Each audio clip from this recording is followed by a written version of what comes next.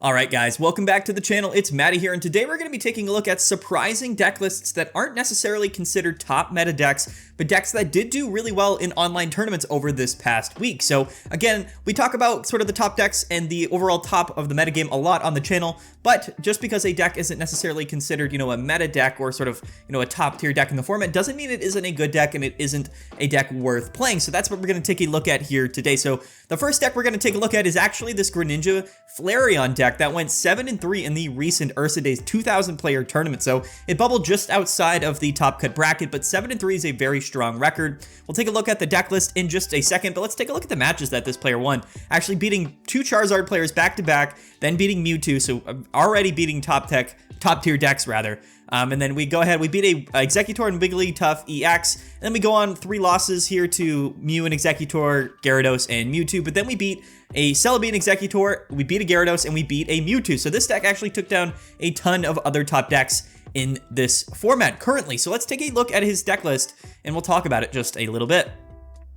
So the cool thing about this list, again, is that it's all single prize Pokemon. We are going to be utilizing that Greninja and Druddigon package. However, this deck, instead of running something like a Gyarados, we're actually playing the new, or not the new, but, the Flareon not promo, I guess, but just sort of the, just the normal holographic Flareon, which has the flamethrower attack that does 110 damage for a fire energy and 2 colorless energies. And it's a stage 1 Pokemon, it's a single prize Pokemon, but 110 damage is actually pretty significant, especially on a stage 1 Pokemon for 3 energies. Now, we can't play cards like Misty's in this deck. Misty doesn't, of course, work to Flareon, even if we are attaching water energies to it. But the combination of Greninja and Druddigon to help whittle down our opponent's Pokemon lets Flareon come in and take some pretty decent KOs. Now, once you attack with Flamethrower, we do discard a fire energy, but it's really not that big of a deal considering the fact that we're going to be kind of attacking turn after turn with Flareon until it goes down, or, we have time maybe to set up a next, Flareon through Eevee here, which actually has the continuous steps attack, which is actually pretty strong in its own right, allowing you to do pretty decent damage on your first turn for only 1 energy on this colorless basic Pokemon. Of course, Druddigon is pretty good as well. The cool thing with this deck is that we can run dual energies. It's a really great dual energy deck. Very even distribution here in terms of Druddigon's attack, only taking 1 fire, 1 water, and 1 colorless. Greninja's attack only takes 1 color, 1 water energy and 1 colorless, and then Flareon only 1 fire. So we can run fire and water energies in this deck pretty effectively, and we can use Greninja and Druddigon as attackers, which again is really, really great. This deck is pretty fast, pretty consistent. I actually really, really like this as far as single prize archetypes go. I think it's really consistent, especially for a dual energy deck. I think it probably might be the most consistent dual energy deck possible.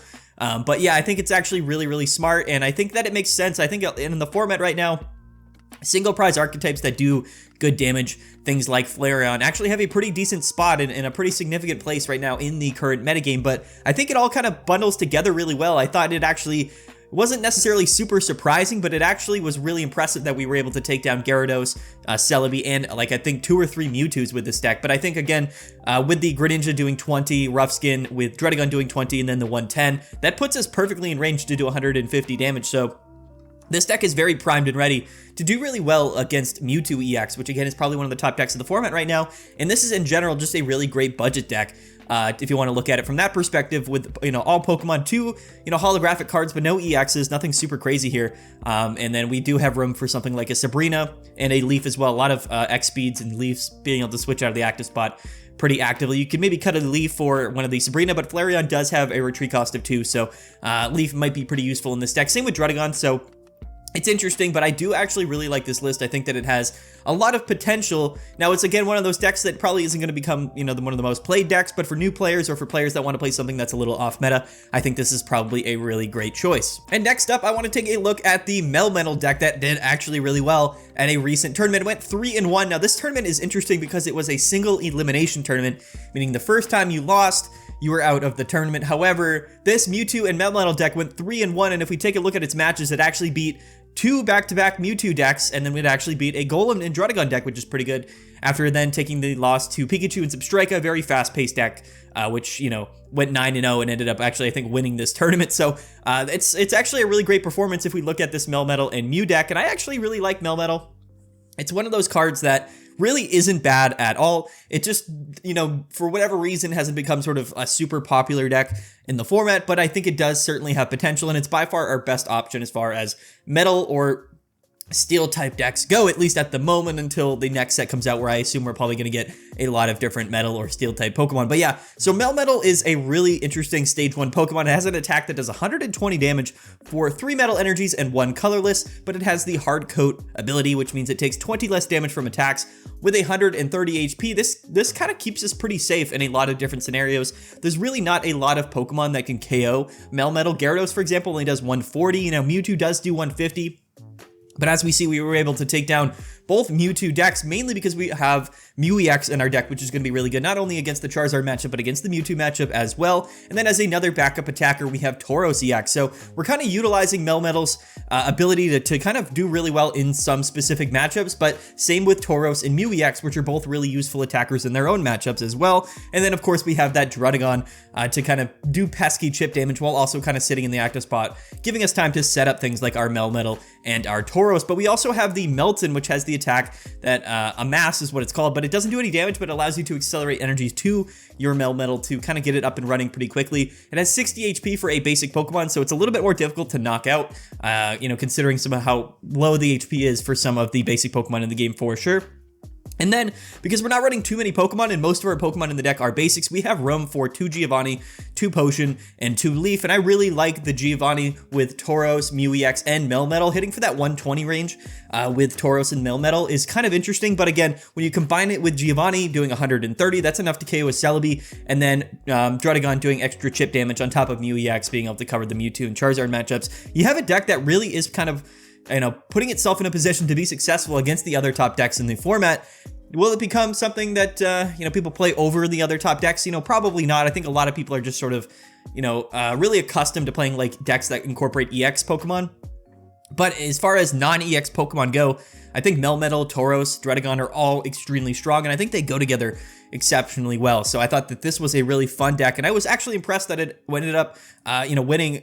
If we go to the matches, yeah, it beat 2 Mewtwo's back to back. So decks that have a good matchup, or, you know, at least can consistently beat Mewtwo's, I think, you know, have a lot of merit in the format right now, because I think Mewtwo is going to be one of the most popular decks for the upcoming weeks, at least until maybe the new set comes out. But yeah, really cool list. All right, now let's take a look at a very interesting deck that has actually kind of been making waves over the last few days for a lot of different smaller, at least, online tournaments. Now, this tournament, again, was best of one sudden death. However, we see that this deck actually won. It was Articuno with Aerodactyl EX. Very, very interesting. And it beat a lot of the top decks in the format, being Pikachu 4 different times, 3 of those being Pikachu and Substrika, taking down a Mew EX and Greninja, a Gyarados deck, as well as a Articuno and Gyarados deck. So a really, really fun and interesting deck that went 7-0, went on an absolute crazy win streak, and ended up just basically winning the tournament. Now, this is, for all intents and purposes, really just an Articuno deck with the Misties here, but we also have Aerodactyl as sort of a, you know, secondary backup option, but also basically something to kind of put on our bench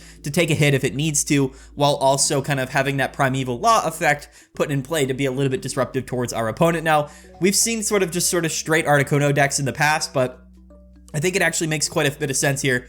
We can utilize things like the Old Amber to, you know, discard it and just have something basically else other than Articuno that isn't necessarily going to take up our energies, but can provide value. It makes the deck that much more consistent because we're basically guaranteed to start with Articuno. However, we do have Aerodactyl in the deck. It basically serves as a basic Pokemon that's not actually a basic Pokemon because, of course, Old Amber is what we use to evolve into Aerodactyl, but we can't start with Old Amber because it's not necessarily considered a basic Pokemon. Now, the funny thing about these Articuno decks is that basically we're able to play every other, you know, trainer card that could be possibly relevant. We're playing, you know, Misties, of course, 2 Giovanni, 2 Sabrina. We're playing Leaf, we're playing Potions, X-Speeds, Pokeball, even Red card in the deck as well. So it's a really, really fun list that I actually think has a lot of potential. I think sort of these, you know, really kind of Articuno aggro, you know, somewhat luck-based decks are actually really interesting, especially this twist on it that kind of utilizes that Aerodactyl EX in a really interesting way. So I thought this was a really fun deck list, but I was actually just really surprised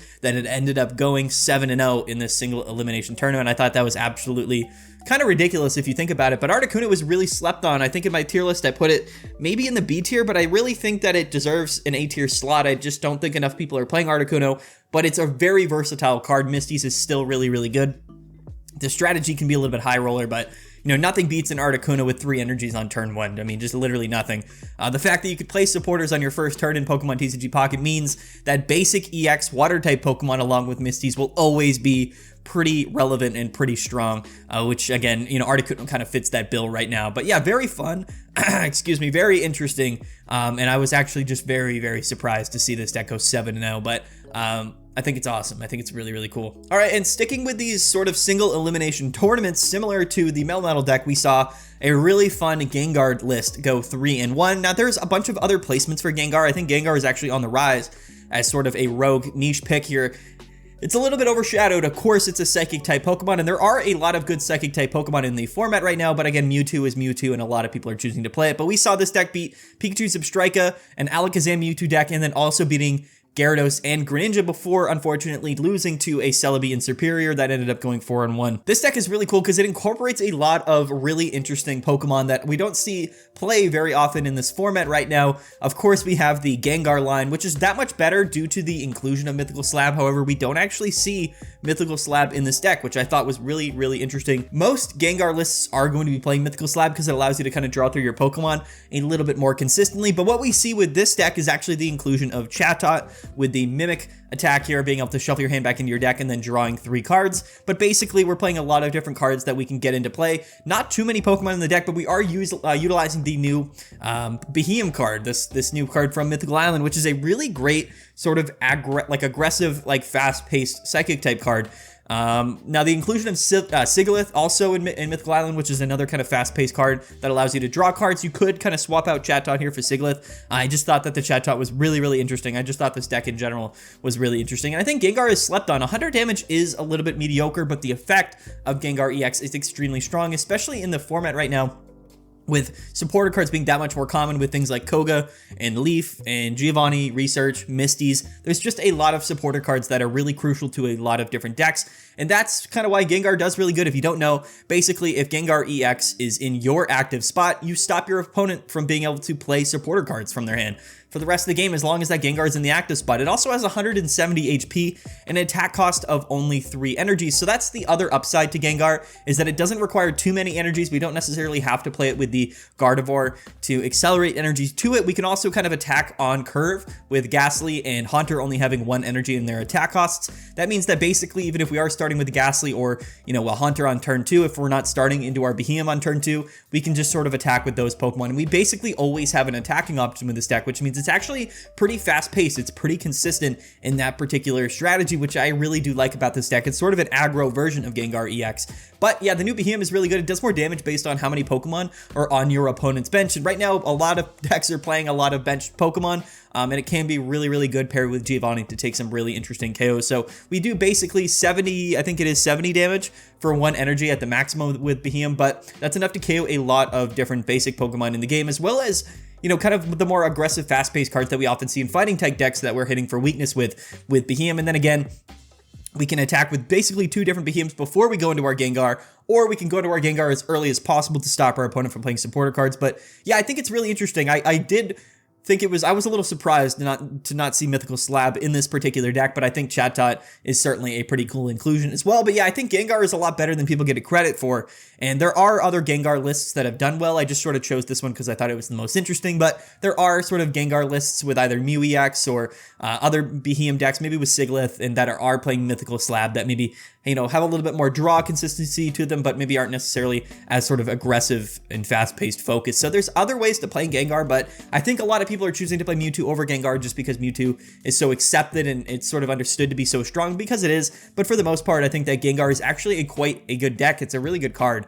I think it's just overshadowed by Mewtwo a little bit, but I think it probably deserves to see more play. All right, and the next deck that we're going to take a look at is actually another dual energy deck. These are really cool sort of rogue archetypes that actually do really well. It's really interesting to me that the inclusion of Druddigon has made sort of these water-fire hybrid decks a lot better than they otherwise would be. And this deck is actually a Flareon and Vaporeon deck that went 5-1 in this same single elimination tournament. So if we look at its matches, it actually won 5 straight games against an Executor deck, Charizard deck, an Aggro Mew deck, Celebi, and then Pikachu, unfortunately, until losing to Gyarados. But 5-1 for a deck like this is certainly really cool. And let's take a look at it. So this is going to be a very sort of a more aggressive, kind of fast-paced version with Farfetch'd, and Druddigon gives us really great sort of starting options. We're not playing the new Eevee, we're just playing sort of the old one for whatever the reason is. I think probably because we're playing Farfetch'd and Druddigon, we don't necessarily often have that Eevee in the active spot, but the combination of Flareon and Vaporeon basically gives us attacking options that are both really consistent and only take,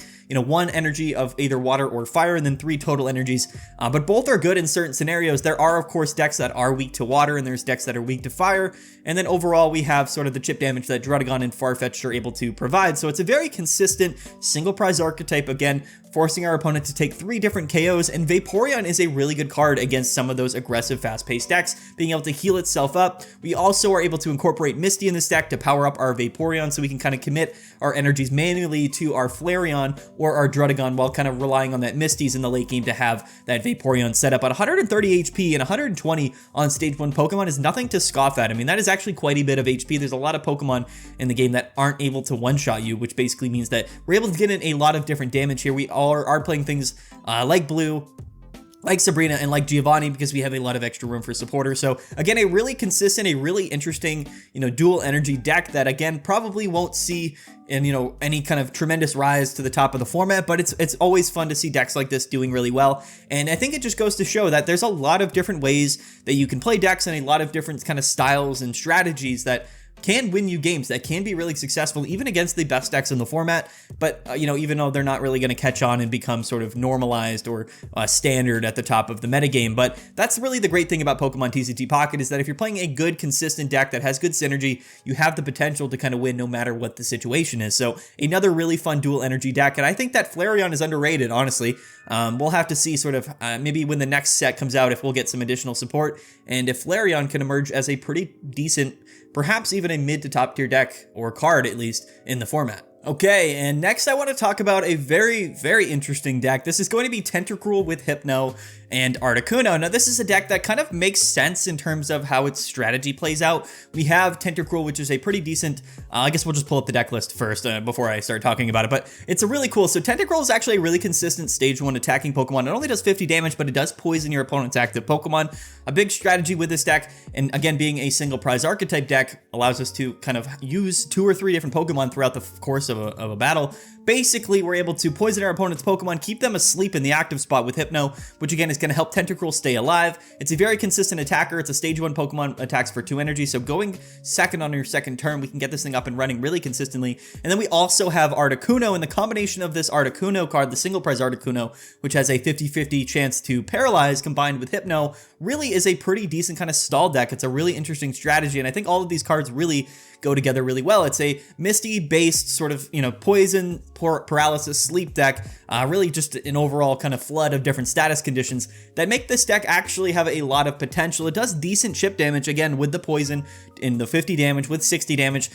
Turn after turn, if we get lucky on a couple coin flips, if we get a couple sleep, sleeps to stick and paralysis to stick, we can actually take down some of the top decks in the format. We are running Giovanni and Sabrina. I think for this list, I would maybe like to play an additional Sabrina to put some additional pressure on some, bench Pokemon to kind of keep the deck flowing a little bit more consistently, at least in the early game, to put some good pressure on it. But either way, I think it's really good. If you do the math, like, there's not a lot of decks that, aren't going to get KO'd in 2 or 3 turns. So really all we have to do a lot of times is flip, heads or kind of land our paralysis or a sleep maybe 2, maybe 3 times.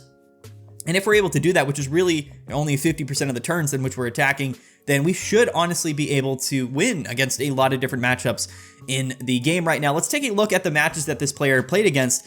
We see that we beat a Starmie Lumineon deck, we beat a Charizard deck, we actually lost to a Blastoise deck, beating another Charizard, beating a Pidgeot, and then also beating a Mewtwo deck, and then losing to Aggro Fighting and Greninja Mew EX. But 5-3 is a very respectable a very respectable placement for a deck like this. And again, as far as decks go that aren't EX Pokemon focused, if you wanted to play something that was a little bit more budget, or something that was, again, just a little bit off meta, a little bit more unique, this is a really fun archetype. We are going to be flipping a lot of coins in this deck. I suppose that's a downside, but it could be one of the most aggravating decks in the entire game right now, for sure. I think the combination of this Articuno and the Hypno with Tentacruel is just really fun.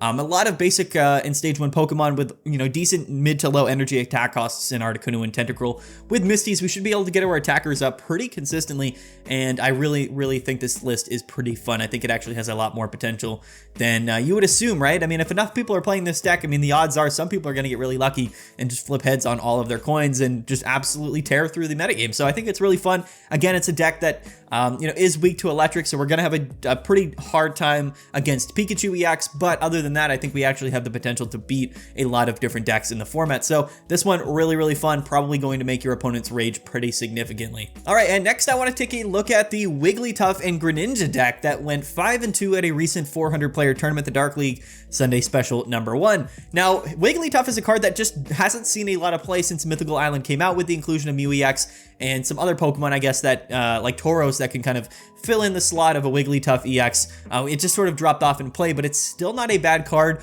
Flipping a 50% chance to basically turn off your opponent's Pokemon for the turn with Sleep is still pretty strong. We saw this deck beat Marowak, beat an Executor, beat Celebi, lose to a Pikachu, beat a Mewtwo, beat a Pikachu, and then unfortunately losing to another Pikachu deck. But a lot of these decks, like these two Pikachu players that we lost to, both went 6-2, so Pikachu, very consistent deck for sure. So that early damage can be a bit of a struggle against something like a Wigglytuff, but I do think that this deck is actually fairly decent. We are going to be running the Greninja and Druddigon package to do some additional chip damage and put some pressure on our opponent while allowing us to basically just commit energies to our Wigglytuff and not necessarily have to commit those energies to Greninja and Druddigon. The other upside to this deck is that we can play fire and water energies so that we could potentially attack with Druddigon. So another dual energy deck here. But again, I really do think that Greninja and Druddigon as a combination has the potential to make a lot of decks really viable, and honestly make them able to win rather against almost any other deck in the format. I think Wigglytuff isn't a bad card.